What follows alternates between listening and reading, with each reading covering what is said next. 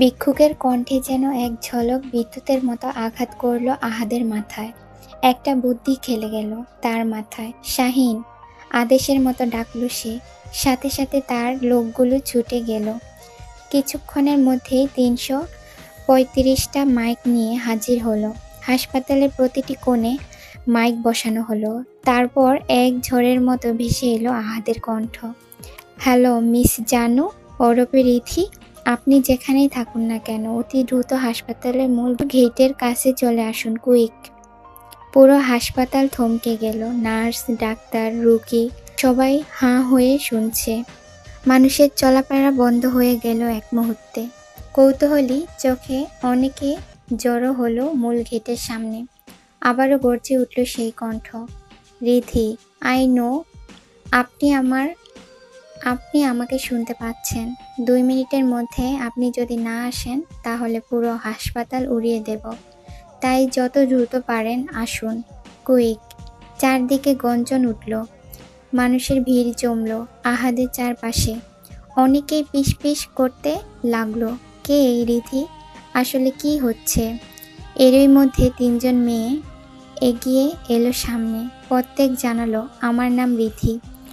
আহাদ একে একে 3জনের দিকে তাকালো। তাদের চোখে চোখ রাখলো, পরোক্ষ করলো গভীরভাবে, কিন্তু না, এদের কারো ভিতরে নেই সেই অচেনা পরিচিতি ঝলক। শাহিন এগিয়ে এসে বলল, ভাই, পুরো হাসপাতালে এই 3জন ছাড়া আর কেউ নেই রিধি নামে। আহাদের চোখে আগুন জ্বলে উঠল। ওই ঈশানী মেয়েটা বলেছিল তার বোন এসেছে এখানে। তাহলে এরই মধ্যে হাওয়া হয়ে গেল। নাহিদ নিচু গলায় বলল, ভাই, আমার মনে হয় আমরা আসার আগেই উনি চলে গেছে। শাহিনও সায় দিল, আমারও তাই মনে হয়। আহাদ গর্জে উঠল, শাহিন, আমাকে জোকার মনে হয়? শাহিন প্রথমে ভয় পেয়ে বলে ফেলল, হ্যাঁ ভাই। তারপর জিভ কামড়ে সাথে সাথে সংশোধন করল, না ভাই। আহাদ চোখ রাঙিয়ে বলল, আমার সাথে ফান করতেছিস? না ভাই। আমি ফান করতেছি না ভাই। শাহিন। আহাদ হুঙ্কার ছাড়ল, থাবড়ায়া তোর চেহারার নকশা পাল্টাই দেব। এখনই আমার সামনে থেকে দূর হয়ে যা, কুইক। শাহিন মাথা নিচু করে চলে যেতে উদ্যত হলো, কিন্তু আহাদ আবার গর্জে উঠল, আমি বলছি বলেই চলে যাবি? শাহিন অসহায় হয়ে দাঁড়িয়ে পড়ল। কি করবে বুঝে উঠতে পারছে না। আহাদ আবার রেগে বলে, এই যা তো যা, আমার সহ্য হচ্ছে না তোদের একটাও কাজের না, সবটা ইউজলেস। তার লোকগুলো নিথর হয়ে দাঁড়িয়ে রইল, কেউ এক পাও নড়ল না। শেষমেশ আহাদের ধৈর্য শেষ হলো। সে প্রচণ্ড রাগে গাড়িতে উঠে বসল। ইঞ্জিন গর্জন তুলে তাদের ফেলে রেখে একাই বেরিয়ে গেল হাসপাতালের সামনে থেকে। তার লোকেরা নিঃশব্দে দাঁড়িয়ে শুধু একে অপরের দিকে অসহায় দৃষ্টিতে তাকিয়ে রইল। কারো কণ্ঠে কোনো শব্দ নেই, শুধু প্রশ্নটা ভেসে বেড়াতে থাকলো সবার মনে, রিধি কোথায়? হাতিঝিলের লেকের পাড়ে। রাত তখন প্রায় 1টা। পানি নিঃশব্দ, শুধু মাঝে মাঝে দূরের বাতাসে দুলছে পানকড়ির ডাক। আহাদ রাজা শুয়ে আছে নিজের কালো গাড়ির বনেটে। এক হাতে সিগারেটের ধোঁয়া উঠছে, অন্য হাতে অ্যালকোহলের বোতল। এটা তার পুরনো অভ্যাস। যখন ভেতরটা খুব ভারী লাগে, যখন কোনো উত্তর খুঁজে পায় না, অথবা যখন একান্ত সময় দরকার হয়, তখন এখানে এসে গাড়ির বনেটে শুয়ে আকাশের দিকে তাকিয়ে থাকে। কখনো দোয়া ছাড়ে, কখনো ছোট ছোট চুমুক দেয় বোতল থেকে। তবে আজকের রাত অন্যরকম। আজ সে সীমা ছাড়িয়ে ফেলছে। যতটা কখনো খায়নি, আজ তার চেয়েও বেশি ড্রিঙ্ক করেছে। কারণ একটাই, রিধিকে খুঁজে না পাওয়া। নিজেকে পরাজিত মনে হচ্ছে তার কাছে।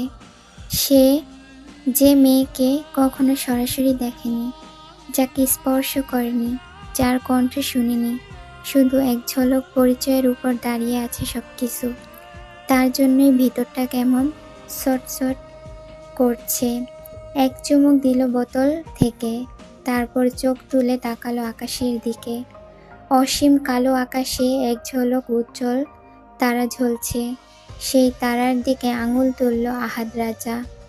এতপর আধো মাতাল কণ্ঠে গুনগুন করে গেয়ে উঠল, পড়ছে কেন বিনা মেঘে বাজ, পদ্ম লেখা আমার তো নয় কাজ, চাইছি দিনে অল্প দেখা তোর, পাল্টে দিতে আমার গল্প মোর, কিছুতেই উপায় মেলে না, ও মন বোঝে না বোঝে না বোঝে না, মন বোঝে না বোঝে না।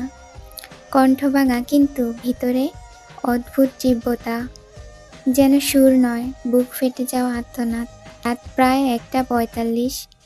গাড়ি ঘুরিয়ে বাড়ির গেট পার হয়ে ঢুকলো। পুরো বাড়ি নিঃশব্দ, সব লাইট নিভে গেছে, শুধু লাইব্রেরি কর্নারে হলদে আলো টিমটিম করছে।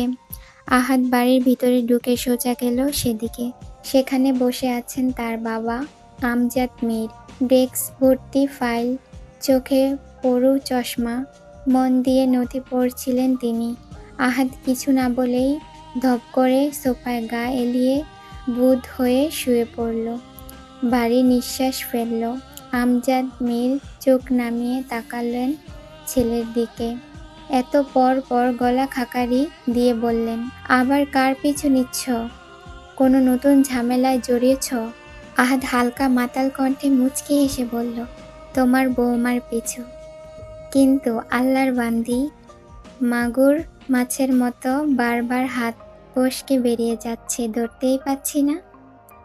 আমজাদ মীর চমকে উঠলেন। যে ছেলে রাজনীতি ছাড়া মুখ খোলে না, সে আজ নারীর কথা বলছে। তিনি চশমা নামিয়ে গভীরভাবে তাকালেন ছেলের দিকে। ভবিষ্যৎ মন্ত্রী যদি সামান্য এক নারীর জন্য এভাবে নেশায় বুঁদ হয়ে পড়ে থাকে, তাহলে দেশ সামলাবে কিভাবে? আহাদ হেসে ফেলল, হাত উঁচু করে আঙুল নাড়ালো। উহ, ও সামান্য না, ও অসামান্য মারাত্মক। আমজাদ মীর দীর্ঘশ্বাস ফেললেন। তুমি নেশার ঘোরে বলছ, নাকি সত্যি কোনো নারীর আগমন ঘটেছে তোমার জীবনে? আহাদ আবার হাত উঁচু করে ধড়ক সুরে বলল, 100% সত্যি। তাহলে এখন আমার কাছে কি চাও তুমি? আহাদের কণ্ঠ গম্ভীর হলো। খুঁজে দাও তাকে। আমজাদ মীর চেয়ারে হেলান দিলেন। ঠিক আছে, কাল সকালে নেশা কাটলে ডিটেলস দিও, লোক লাগিয়ে এনে দেব।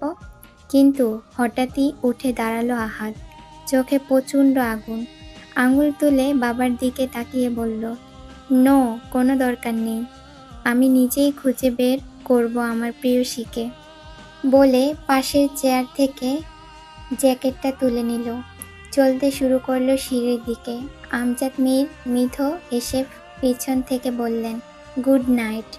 আহাদ হাঁটতে হাঁটতে পিছন ফিরে হাত নাড়ল, গুড নাইট। এতপর সিঁড়ি বেয়ে উপরে উঠে নিজের রুমে ঢুকল। দুপ করে বিছানায় লুটিয়ে পড়ল। কিছুক্ষণের মধ্যেই গভীর ঘুমে আচ্ছন্ন হয়ে গেল। হঠাৎ ফোনের ভাইব্রেশন। টেবিলের উপরে রাখা ফোনটা কেঁপে কেঁপে আওয়াজ তুলছে।